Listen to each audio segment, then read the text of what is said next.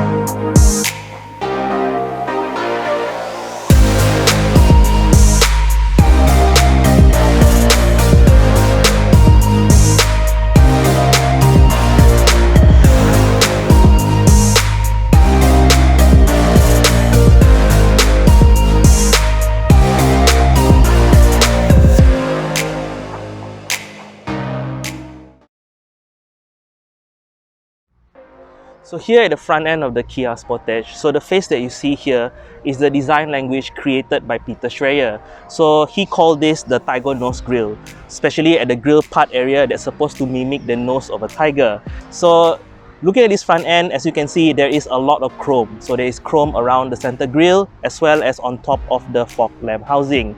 The stylish itself, I think, is quite bold and quite stylish, and I think that after 10 years the design ages quite well, and I still think that even though that it's 10 years old, this car would not look out of place for something that's launched recently.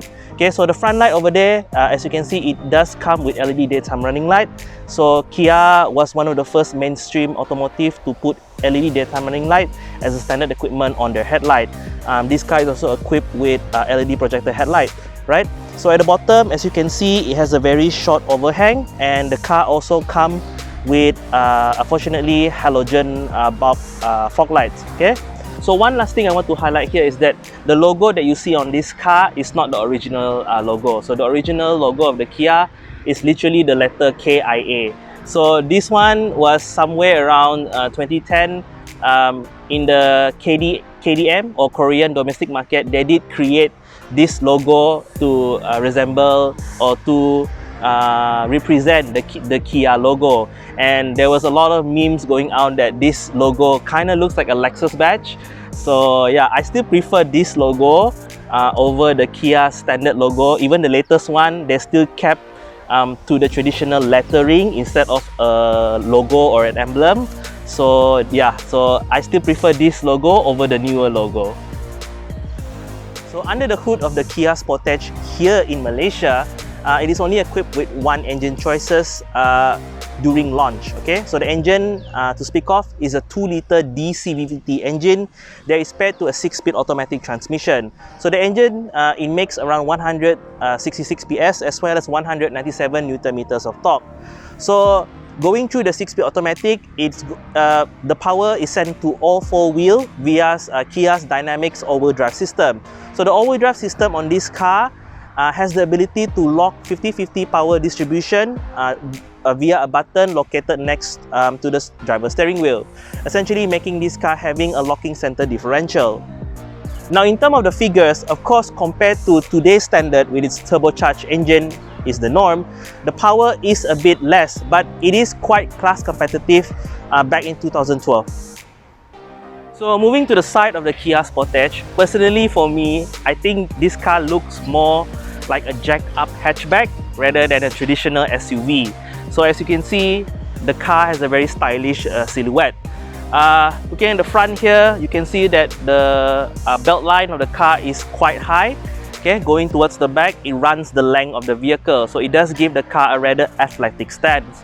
Okay, now the one thing I noticed on the side of this car, just like the front, there are a lot of chrome touches. Okay, so you have chrome door handle as well as chrome strip running the length of the window sill all the way to the C-pillar.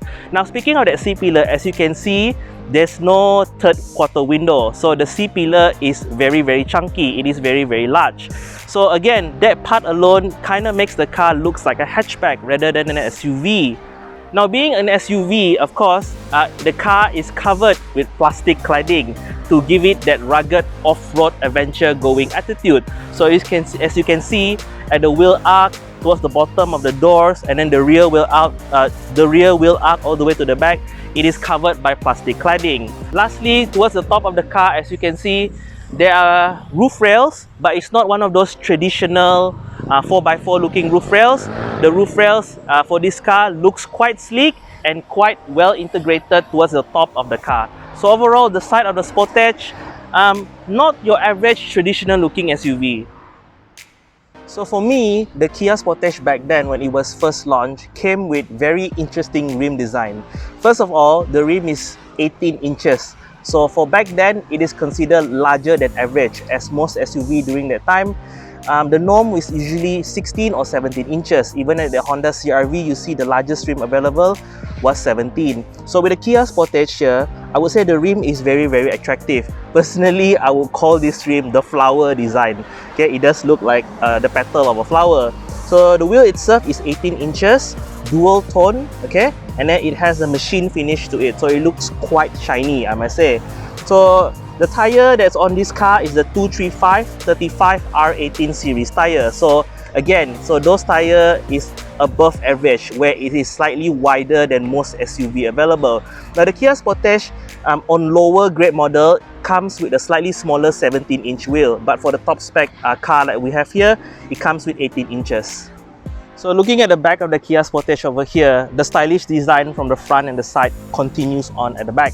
Okay, so first things first, the spoiler that you see at the top is an optional accessories. So originally the car does not come with the roof mounted spoiler, so this is an extra equipment. Okay, at the top as well, you do see a shark fin antenna. So originally the car came with bee sting antenna, but the owner has replaced this antenna with the shark fin antenna.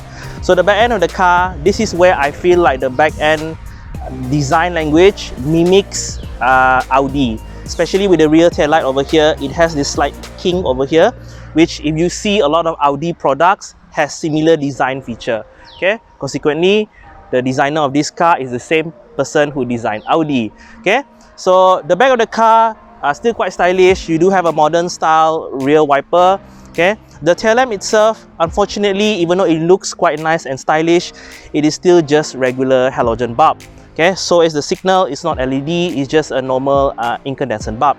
Okay, so being an SUV, the car is quite practical. So being an SUV, you do have a lot of trunk space. Now the trunk space that you see here, back then is not as big compared to something like a Honda CR-V or Nissan X-Trail.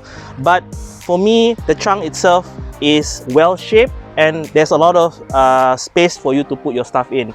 Okay, if there's not enough space for you, the back seat can fold 60/40, creating a very flat loading floor. And on top of that, back here, you also have a tonneau cover. So if you are storing item in the trunk, you can pull this up to protect and cover your item should you leave your item inside the car, right? Again, the logo has been swapped over here to that aftermarket KDM style logo. Now looking at the rest of the car, the back bumper is dominated by plastic cladding. Overall, I would say the back end of this car, it kind of looks like the third generation Myvi in my opinion, but hey, that may be just me. So let me know in the comment what do you think the back end of this car looks like. So here inside the 2012 Kia Sportage, now the first thing that I want to say inside here that the cabin is dominated by dark colors. From the door card to the top of the dashboard, it is using a lot of dark color materials. Okay, so the first thing I want to point out is that the Kia Sportage comes standard with leather seats for the 2-liter all-wheel drive model. Okay, so the passenger side has a manual seat, while the driver's side, like mine, has 8-way power driver seat. Okay, so in front of me, nice steering wheel. Okay, you do have the controls for the radio on the left, and then you have the cruise control buttons on the right, and then you have your phone connectivity as well on the steering wheel.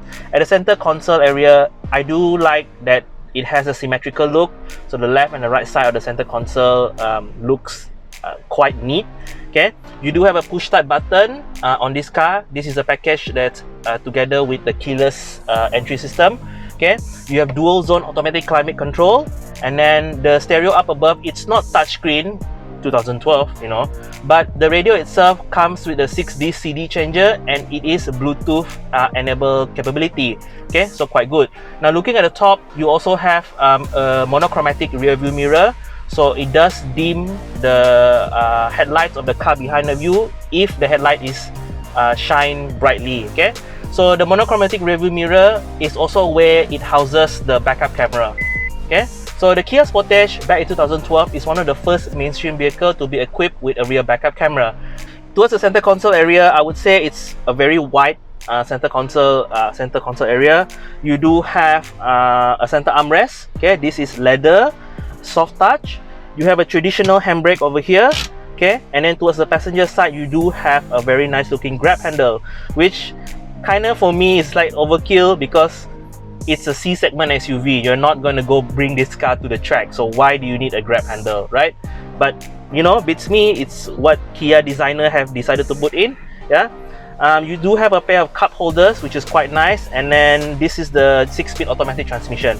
Now a friend of mine pointed this out, that this part right here kind of looks like the Nissan 350Z center console with its circular theme, and I did have a chance to take a look, and yeah, it looks quite similar, right? So in front of the gearbox area, you do have your aux port, your USB port, as well as your cigarette lighter over there. Okay, now in terms of safety inside this car, it does come equipped with 6 airbags, stability control, traction control, and then it does have hill start assist as well as hill descent control. Okay, now the steering in front of me, unfortunately, you do have adjustable, but it's only adjusted tilt. There's no telescopic, which is I'm quite surprised for something that costs 140,000. It doesn't have a telescopic steering. Its competitor, the Honda CR-V, does have this feature. Okay, looking at the top, I do have a very big panoramic sunroof that covers both the front and the rear seat. The one thing that I kind of don't like about this sunroof is that the sunshade is manually operated, so it's not automatic on some higher cars. You do have to manually open and close the sunshade. Okay, interior materials in this car, again, it is hard plastic. Even to the top of the door is hard plastic, but after a while, I kind of don't really mind that the dashboard is not made from soft material, because taking a look at this car is now what, 11 years old, and I think the dashboard still looks good. There's no crack, there's no discoloration, and it looks the same as the day when this car is brand new. So having a plastic dashboard doesn't necessarily mean it's a bad thing if it's a high quality plastic. Okay, because I know some cars, soft touch material, after like 5 years it will start to crack and it will start to have discoloration. Yeah. Towards the passenger side, you do have a very big glove box, and one thing I like about the glove box is that it's aircon chilled. So there's a switch inside there that connects straight to the climate control system. So if you have canned bottles or canned drinks or water bottles and you want to keep it cool, you can keep it inside the glove box, and it's a very big glove box. Speaking of compartment or place to put your stuff, I don't see much other than my center console over here. The door card at the bottom there, you have a lot of place to put your stuff. It's quite big, and you can also put some water bottles inside there. So looking at the top again, our sun visor, it does not have an extendable sun visor, but you do have this small extension at the back. So in a way, I think this is quite successful that it doesn't have an extendable sun visor, but this extension at the back here is a plus for me, and I've got to say this is a godsend in the evening when the sun is really like either at the side of your vehicle. Yeah. So I moved from the front seat to the back seat of the Kia Sportage, and personally for me, I am 166 centimeter of height. this front driving seat has been set to my driving position. In terms of space, I'm actually quite good. I have a lot of leg space, and in terms of head space as well, despite the car having a slightly sloped roofline and the panoramic sunroof, my head is not touching the ceiling, right? So yeah, I would say space in this car generally is quite good. Okay, now in terms of amenities and ergonomics, I do have a center armrest. Okay, fold down center armrest, and it does come with a pair of cup holders. And I like that the center armrest is one of the armrests where it's stopped at a certain angle, and then it just doesn't drop all the way to the floor. So I think ergonomically my hand is quite nice. Okay, it's not like too low or too high, right? Speaking of that, I do have dual mat pocket. It's not cloth, it's net type, and then the back part of the seat here is plastic material. Unfortunately, for a C-segment SUV on the pre-festive Sportage, you don't get any air vents at the back, right? And there's also no charging port, unfortunately. And speaking of what this car doesn't have and the facelift have, the facelift Sportage for this generation also has a reclinable rear seat. This one does not. It just fixed at a certain angle. And the angle, I do wish that the angle is slightly more reclined, but generally it's quite comfortable. I am quite supportive, and the headrest is quite comfortable as well. Now in terms of storage, just like the front door, the back door also has a little bit of storage at the bottom of the door, and you can put in your bottle. Now the one thing I want to highlight is that the car relatively has a flat floor despite being an all-wheel drive vehicle. Okay, so even if you get the center seat, okay, you do have a place to put your feet, so there's no transmission tunnel. So I think sitting 3 people across might be a little bit of a squeeze, but it is possible. Yeah, so overall in the back end of the Kia Sportage, it's a decent place to be in. Oh, another thing to highlight, that the grab handle on this car is not fixed. It's one of those flip down, and then as I let go, it has a damp feeling. So it does create like a premium vibe inside the car. Yeah. Okay guys, so I'm behind the wheel of the 2012 Kia Sportage SL all-wheel drive. So what's it like behind the wheel? So first thing to cover here is the engine. So the engine of this car is a 2-liter dual CVT naturally aspirated petrol engine. So, and this car is mated to a 6-speed automatic transmission. Okay, so that combo alone tells you that this car is not really a fast car. Okay, the nature of that engine, because it's a naturally aspirated engine, it doesn't have that instantaneous torque or boost that you come accustomed with modern turbocharged engine. For this car, it is more of like you really need to rev at a higher RPM to get the most of the horsepower. Now, another thing that I want to mention that it is quite smooth is the 6-speed automatic transmission. So this 6-speed automatic transmission, I would say it is not the most fast shifting gearbox, but it is a very, very smooth changing gearbox. It feels very slushy, if you get what I mean. Like the gear change is just so seamless, okay, which I like. Again, in terms of reaction time in its regular setup mode, the down kick is a little bit slower for my liking. I do wish that it kicked down faster, but not to worry. The car is equipped with the manual mode, you know, the plus and minus system. So if you feel like you want to take control of the gear and shift your own gear, you can do so with this gearbox. But that being said, you in manual mode, I think with almost all of the similar type of transmission, it will protect the gearbox. So once you read the red line at this car, which is around 6,500 RPM, it will automatically upshift to protect the gearbox. Alright. Now, in terms of the visibility of this car, again, this car unfortunately is not the best car to look out from. Okay, because on the exterior, as you can see, this car is quite a stylish car in my opinion. The windows are relatively quite slim, and then you have quite a high window sill in this car. So from inside the car, it is you do have to get used to the visibility of this car.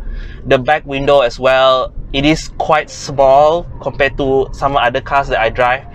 And then the C-pillar of this car is also quite thick. It's a very chunky C-pillar, so that does create a significant amount of blind spot on your rear left hand side. Okay, and then the A-pillar in this car is also quite chunky, right? Because I think it's due to the placement of the airbag at the A-pillar there, so it is quite chunky.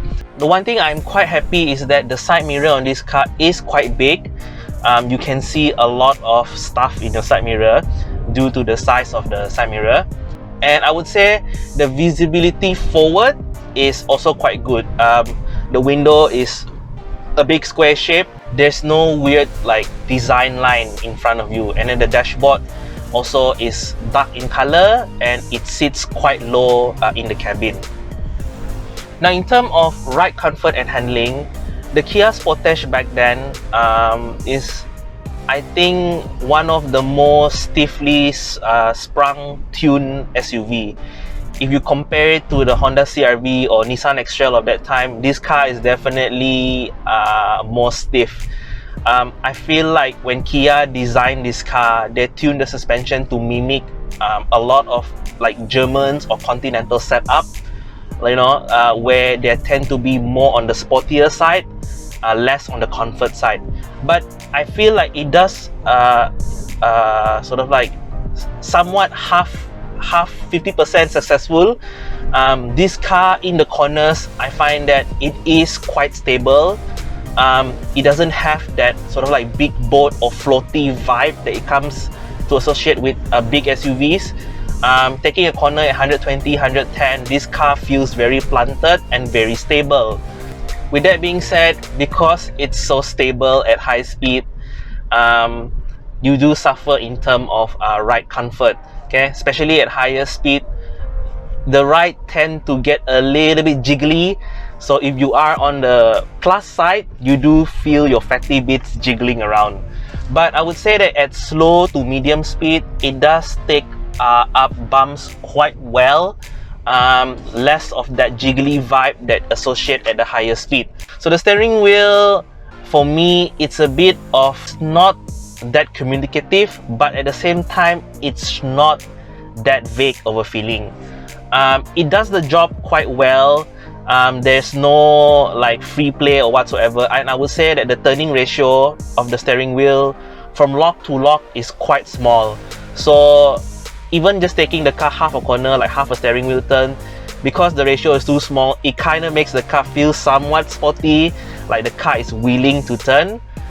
In terms of suspension, also both front and rear is independent suspension, so handling is quite great, I would say, for a C-segment SUV. Just that if you are comparing this to a CR-V or an X-Trail of that time, this is definitely more on the sportier side. It's not as comfortable as those two SUV. I would say, like for the Kia Sportage, when Kia was like designing this car back then, they were aiming for the Germans in terms of how they package the car. The car inside, to me, feels more like a Continental car rather than a Japanese or Asian car. You do have a lot of stuff for your money. This car back then comes, the price was 138,000 ringgit. You have leather seats, you have panoramic sunroof, and then you have a power driver seat, 6-disc CD changer, dual zone automatic climate control, push start button, monochromatic rear view mirror, as well as a subwoofer in the back. So comparing to the CR-V of that time, you are actually getting a lot of stuff for your money. The car also has push start button as well as keyless entry. On the outside, I mean, come on, this car looks like a poor man's Audi, you know? So back then, Kia was aiming at, they were benchmarking a lot of the Continental cars, okay?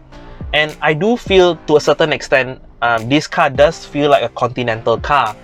but I would say like it's a Continental car without a Continental problem, because it has a more mainstream engine, you know, a NA engine, normal gearbox, so it doesn't associate much with all the problem that you come into owning a Continental car.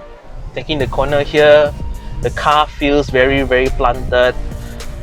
This is also thanks in part, this car back then when it was launched, it came standard with 18-inch alloy wheels, so this is like the biggest in class. And the tire also, it has an aspect ratio of 2:3:5, which is very fat for a mainstream SUV.